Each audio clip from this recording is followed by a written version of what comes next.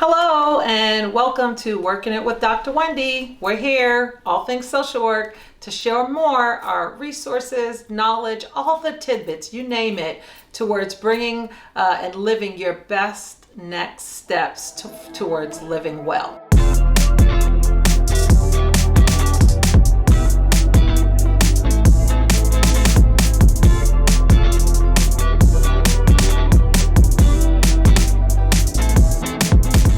We started talking a little bit about what social work is and even how you become a social worker.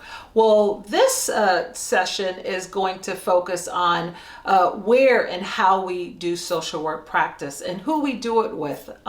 And one thing that stands out important to me is stereotypes about social workers. I talk about this with my students quite a bit. So I'm eager to share that with you. And so let's jump right in. So in the first video, I talked a little bit about the different ways that social workers practice. You can practice with individuals and families, which is micro social work practice. You can work with communities and groups, which is meso. And then macro is when we work at a larger organization or bureaucratic, usually legislation around policy development, about changing. This is where social justice comes in, though it shows up everywhere. But it really is just a way to think about, well, what would that look like? What does that mean? How do I know what kind of social work practice I want to do? Great question. So with micro or individual social work practice, you'll find yourself really enjoying the work that you do one-on-one with an individual, depending on your level of degree. If you have a bachelor's degree or a master's degree, those who have a BSW, Bachelor of Social Work degree, working one-on-one can look like doing group work. It can look like doing case management. You can, working in a housing agency, working in a school setting with kids, doing some kind of mentoring. There's, as a working one-on-one or even working with a family and being, connecting them with resources or brokering services, doing psychoeducation. That's what someone who has an interest in wanting to work more one-on-one or more closely with an individual or family, that's what micro level practice looks like. In terms of meso, or working more with communities and groups, someone who has a desire to organize, to do work at a grassroots level, do community organizing, really work in a hands-on way for a larger community. This is someone who really, one-on-one, I don't mind it. And the larger agency, policy takes a long time to change. I want to see something happening in my community or this community now. Well, absolutely. That's a place to organize with others and use the connections and resources and networking that you have to really work collaboratively and in partnership with a community or a group or both to bring about change that impacts on a larger level. And that's where, though, there are also social workers who enjoy macro social work. And hey, kudos. Sometimes I feel like, macro social workers don't get enough credit for what they do because they take on the big part of our work, which is changing policy. Program evaluation, looking at laws and legislation where there are gaps or there's injustice to go about changing that. And so there are individuals who really enjoy that work. And again, you can work in a host of different settings. Yes, being in municipal government or state or federal is where we see social workers, and we want more social workers in terms of changing policy.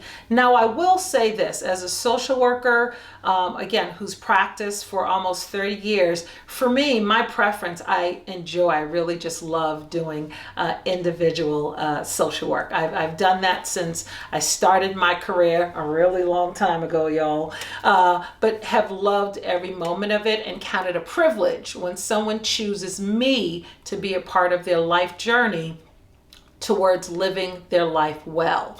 What I will say, though, as a social worker, we work across that whole continuum. You as a social worker, if you choose to pursue a degree in social work, you're equipped to work across that continuum.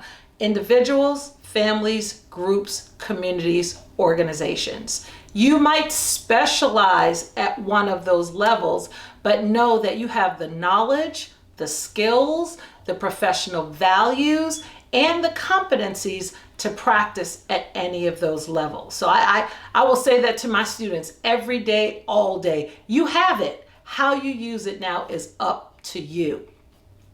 You can do that in a host of different settings, as I've said before. So I encourage you to, when you're in a social work program, you'll have an opportunity to do internships. Get outside your comfort zone. I don't know if schools are for me. Give it a try. I don't know if working with little kids or older adults or a correctional setting or a hospital. Guess what? In many programs, you'll get, and if not all of them, you'll at least get 2 internship experiences. This is your opportunity to try something different. Get outside your comfort zone, expose yourself to something that, I don't know if this is for me. And I'll tell you, I've seen it on both sides. I've seen students who have said, I don't know if this is for me. And then they get in there and they absolutely love it. Or they go in it, this is what I have to do. And then they get there and it's not the experience they thought.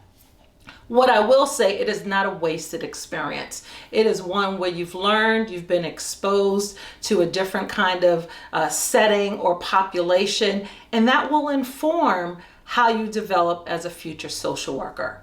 And this last piece I also want to talk about, it's the stereotypes that there are about social workers. When I started my training up 10 years ago, y'all know what I'm about to say about that. I do remember people saying, well, why do you want to be a social worker? Do you want to just take people's kids away? That is not just what social workers do. And that's not what we do at all. We work and social workers can work many times in state child welfare agencies. Many state child welfare agencies require someone to be in social work or have some social work training or perspective or become licensed at a state level to become a social worker. But that is not only what social workers do. That negative stereotype of being a baby snatcher or destroying families, I'm not saying that systems are perfect, but I will say that there are people who do this work and care a lot about the work that they do. And again, social workers do so much more.